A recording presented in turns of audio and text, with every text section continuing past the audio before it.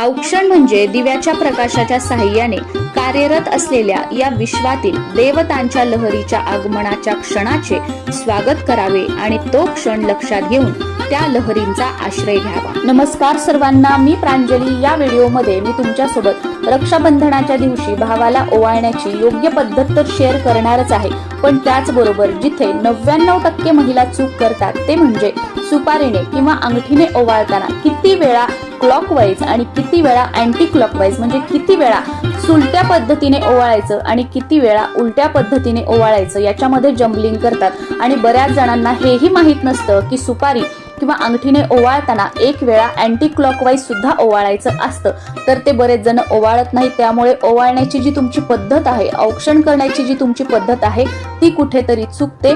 त्यामुळे औक्षण करताना त्या ताम्हणामध्ये कोणत्या कोणत्या वस्तू असाव्यात, कोणती वस्तू सुरुवातीला कोणती वस्तू नंतर, असं क्रमशः सगळ्या गोष्टी तुम्हाला करून दाखवणार आहे। त्याच्यामुळे व्हिडिओ जो आहे तो संपूर्ण बघा आणि या औक्षणाच्या ताटामध्ये ज्याही काही आपण वस्तू ठेवतो तर त्या प्रत्येक वस्तूचं महत्त्व सुद्धा मी तुमच्यासोबत शेअर करणार आहे। सर्वात अगोदर औक्षणाला आपण जे ताट घेतो, बरेच जण काय करतात की ज्याच्यात आपण जेवण करतो, नाश्ता करतो ते स्टीलचंच ताट घेतात। बरेच जण काय करतात की प्लास्टिकचा ट्रे घेतात, तर असं करू नका। जेव्हा आपण औक्षण करतोय तर अशा वेळेला तांब्याचं किंवा पितळाचं ताम्हणच घेण्याचा प्रयत्न करायचा आहे। ताम्हण ते स्वच्छ धुतलेलं पुसलेलं असावं, नाही तर बऱ्याच वेळेला ओलच ताम्हण लगेच धुवून घ्यायचं, किंवा ज्या तांब्या पितळेच्या वस्तू आहेत त्याला खूप डाग पडलेले असतात, तर अशा सुद्धा वस्तू घ्यायचं नाही। आपण औक्षण करतोय म्हणजे काय की ज्याचं औक्षण करतोय त्याच्या आयुष्यामध्ये सुख समृद्धी यावी। त्या औक्षणाच्या ताटामध्ये जो दिवा असतो तर त्या दिव्याच्या ज्योतीप्रमाणे, त्या प्रकाशाप्रमाणे त्याचं पुढचं आयुष्य जे आहे, त्याचा भविष्यकाळ जो आहे तो उज्ज्वल असावा, यासाठी आपण औक्षण करण्यासाठी त्या ताटामध्ये वेगवेगळ्या वस्तू घेत आहोत। आणि जर ते ताटच डाग वगैरे लागलेलं असेल, त्या ताटामध्ये जर निगेटिव्हिटीची फिलिंग येत असेल, तर मग औक्षण करण्याला काहीही अर्थ नाही। आणि सर्वात महत्वाचं, जेव्हा आपण औक्षण करतोय तर ज्याचं आपण औक्षण करणार आहोत त्या व्यक्तीने सुद्धा, आणि जी व्यक्ती औक्षण करणारी आहे त्या व्यक्तीने सुद्धा नवीन स्वच्छ धुतलेले कपडे जे आहेत ते घालायचे आहेत। नाही तर चला घरातली घरातच औक्षण करायचं आहे म्हणून गाऊनवर औक्षण करा, किंवा जे रोजचेच कपडे आहेत त्याच्यावर औक्षण करा, असं करू नका।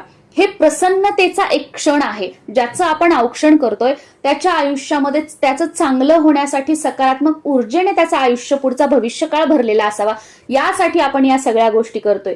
आणि जर त्या आपण जो विधी करत आहोत त्या वातावरणामध्ये जर सकारात्मकता नसेल, तुमच्यामध्ये जर सकारात्मकता नसेल, तर मग ह्या सगळ्या गोष्टी करण्याला काहीही अर्थ नाही। त्याच्यामुळे भले तुम्ही जुने कपडे घाला, पण ते स्वच्छ धुतलेले, इस्त्री केलेले असे कपडे जे आहेत ते घालायचं आहे। थोडंसं का होईना तयार व्हायचं आहे आणि मग औक्षण करायचं आहे। औक्षण करताना ज्या व्यक्तीचं आपण औक्षण करणार आहोत भावाला बसण्यासाठी आसन द्यायचं आहे, आसनावर भावाला बसवायचं आहे। समोर छोटीशी का होईना, अगदी एक स्वास्तिक का होईना रांगोळीने काढायचं आहे, त्याच्यावर हळदी कुंकू टाकायचं आहे। तुमच्या भावाला वगैरे खाली जमिनीवर बसता येत नसेल, तुम्ही सोफ्यावर बसताय, खुर्चीवर बसताय, तर त्या खुर्चीच्या समोर किंवा त्या सोफ्याच्या समोर, त्याच्या पायाच्या समोर आपल्याला छोटीशी रांगोळी काढायची आहे। नाही तर असं नाही की चला सोफ्यावर बसलाय भाऊ, चला खुर्चीवर बसलाय भाऊ, मग आता रांगोळी काढायची गरज नाही, असं नाही। औक्षण करताना आपल्या दोघांच्या मध्ये रांगोळी जी आहे ती आवर्जून काढायची आहे। भावाला आसनावर बसवल्यानंतर भावाच्या डोक्यावर टोपी घालायची आहे। तुमच्याकडे टोपी नसेल तर रुमाल वगैरे भावाच्या डोक्यावर ठेवून घ्यायचा आहे, आणि त्याच्यानंतरच मग आपल्याला भावाला ओवाळायचं आहे।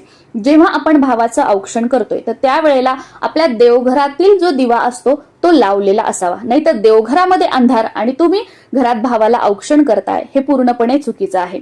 दिवसभरात तुम्ही कधीही औक्षण करा, पण त्यावेळेला देवघरासमोर दिवा लावलेला असावा। आता जेव्हा आपण औक्षणाचं ताट तयार करतोय तर जे कोणतं तुम्ही ताट घेतलेलं असेल त्याच्यामध्ये कुंकू टाकायचं आहे। आता बरेच जण काय करतात की कुंकू पाण्यामध्ये भिजवून घेतात, पण आमच्याकडे तरी कोरडच कुंकू घेतात। तुमच्याकडे ओलं करून घेत असतील तर तुम्ही ओलं घेऊ शकता। कुंकू ओलं करताना त्याच्यामध्ये थोडंसं गंगाजल टाकण्याचा प्रयत्न करा, किंवा जे स्वच्छ पाणी आहे जे आपण देवपूजा करण्यासाठी वगैरे भरून ठेवतो ते पाणी टाका, पण जे आपण पाणी पितो, ज्या माठातलं, ज्या हंड्यातलं, तेच उष्ट पाणी त्याच्यामध्ये टाकू नका। एक तर तुम्ही डायरेक्ट नळाचं पाणी टाका, पण उष्ट पाणी जे आहे ज्यातलं आपण पितो वगैरे ते पाणी त्या कुंकवामध्ये टाकू नका। औक्षण करताना जे आपण कुंकू घेतो तर तुम्ही जेव्हा आपण श्रीयंत्रावर कुलदेवीच्या मूर्तीवर, टाकावर किंवा फोटोवर कुंकुमार्चन करतो, तर ते कुंकू आपल्याला औक्षण करताना घ्यायचं आहे. कारण त्या कुंकवामध्ये आपल्या कुलदेवीचं जे तत्व असतं, कुलदेवीची शक्ती जी असते, सकारात्मक ऊर्जा जी असते, त्यामध्ये त्या कुंकवामध्ये आकृष्ट झालेली असते. आणि कुलदेवीचा आशीर्वाद म्हणून ते कुंकू जर आपण औक्षण करताना वापरलं तर ते एक संरक्षण कवच म्हणून आपल्या भावासाठी काम करेल. म्हणून कुंकुमार्चन केलेल्या कुंकवाचा औक्षण करताना वापर करायचा आहे. त्यानंतर थोड्याशा अक्षदा घ्यायच्या आहेत. आजकाल बघा वेगवेगळ्या रंगामध्ये तुम्हाला रंगवलेल्या अक्षदा बघायला मिळतील, पण खऱ्या अर्थाने पूर्वीपासून हळद कुंकामध्ये ज्या रंगवलेल्या अक्षदा असतात त्याच शुभ कामामध्ये वापरल्या जातात. आता लग्न समारंभामध्ये आपण वेगवेगळ्या रंगामध्ये रंगवलेल्या वापरतो, पण किमान औक्षण करताना तरी थोडंसं हळदी कुंकू एखाद्या वाटीमध्ये घ्या, ज्या अखंड अक्षदा आहेत त्या त्याच्यामध्ये टाका आणि अगदी मिक्स करा. आणि हे हळदी कुंकवाने रंगवलेल्या ज्या अक्षदा आहेत या ताम्हणामध्ये तुम्हाला घ्यायच्या आहेत. त्यानंतर एक सुपारी घ्यायची आहे. सुपारीला कीड लागलेली नसावी किंवा सुपारी खूप जुनी पण नसावी, अगदी चांगली टवटवीत सुपारी घ्यायची आहे. त्यानंतर एक सोन्याची अंगठी घ्यायची आहे. आता बरेच जणांना मी असं बघितलेलं आहे की सोन्याचा दागिना म्हणून अगदी मंगळसूत्र सुद्धा त्या ताम्हणामध्ये ठेवतात. तर असं नाही करायचं.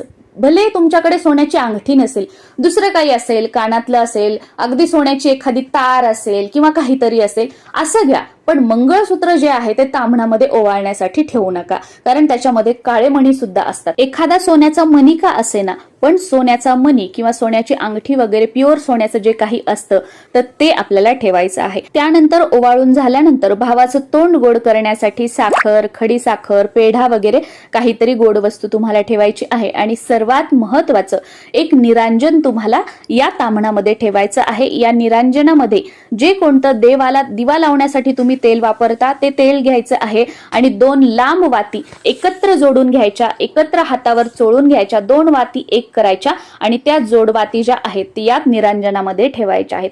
आणि त्याचबरोबर राखी बांधण्यासाठी जी कोणती राखी असेल ती ठेवायची आहे. या प्रकारे रक्षाबंधनानिमित्त भावाला ओवाळण्यासाठी जे आपण औक्षणाचं ताट तयार करणार आहोत त्यामध्ये या वस्तू ठेवायच्या आहेत. कुंकू म्हणजे मांगल्याचं प्रतीक. सर्वात अगोदर भावाला कुंकू लावायचं आहे. दोन्ही भोवयाच्या मध्यभागून ते वरती जाईल अशा प्रकारे खालून वर कुंकू लावायचं आहे. त्यानंतर अक्षदा घ्यायच्या आहेत. त्या थोड्याशा अगदी 4-5 दाणे अक्षदांचे घ्यायचे, अशा भल्या मोठ्या घ्यायच्या नाही की त्या भावाच्या केसामध्ये त्या अक्षदा जाऊन जमा होतील. थोड्याशा अक्षदा घ्यायच्या, भावाच्या डोक्यावरती टाकायच्या आहेत. त्यानंतर सुपारी आणि अंगठी घ्यायची आहे. बरेच जण सुपारी आणि अंगठी एकत्र घेतात आणि त्याने ओवाळतात. तुमच्याकडे अशी पद्धत असेल तर असंही तुम्ही ओवाळू शकता, किंवा बरेच जण सुपारी एकदा आणि अंगठीने एकदा अशा प्रकारे ओवाळतात. तर तुम्ही दोन्हीही एकत्र घ्या किंवा वेगवेगळं घ्या. आता ज्या प्रकारे सांगणार आहे त्याच प्रकारे तुम्हाला ओवाळायचं आहे. सुपारी आणि अंगठी आपण आपल्या उजव्या हातामध्ये धरायची आहे.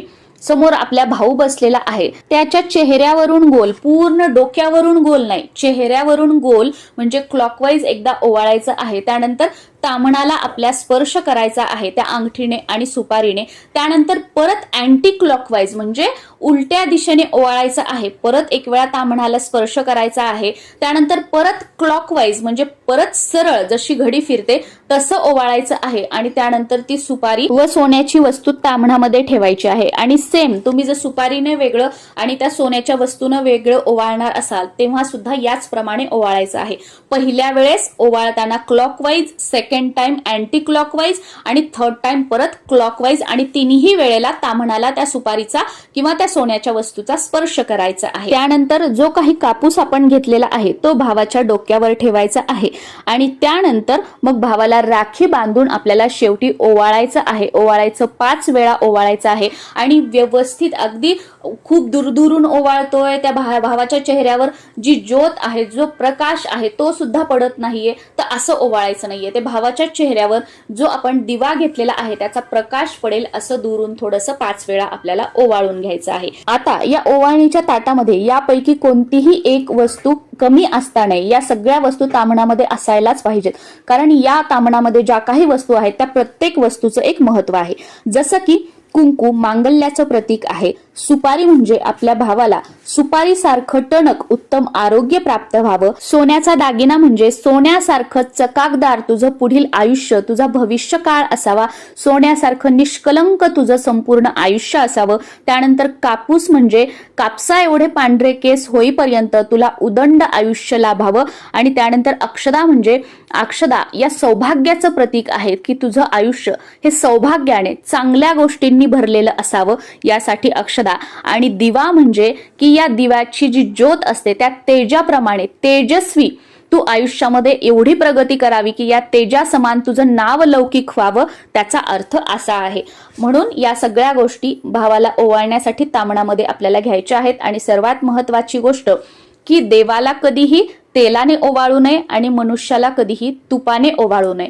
त्यामुळे ओवाळण्यासाठी जे काही आपण तेल घेणार आहोत तर ते जे कोणतं तेल तुम्ही देवाला वापरता ते घेऊ शकता, पण तुपाची फुलवात जी आहे ती मनुष्याला ओवाळण्यासाठी घेऊ नका. ही गोष्ट लक्षात ठेवा. आणि सुपारीने आणि ज्या अंगठीने आपण ओवाळणार आहोत सोन्याच्या वस्तूने, तर त्यावेळेला सुरुवातीला clockwise, second time anti clockwise आणि थर्ड टाइम परत क्लॉकवाईज, आणि तिन्ही वेळेला त्या सुपारीचा किंवा त्या सोन्याच्या दागिन्याचा ताम्हणाला स्पर्श करायचा आहे, हे लक्षात ठेवायचं आहे. आणि या प्रकारे आपल्या भावाला रक्षाबंधनाच्या दिवशी तुम्हाला ओवाळायचं आहे.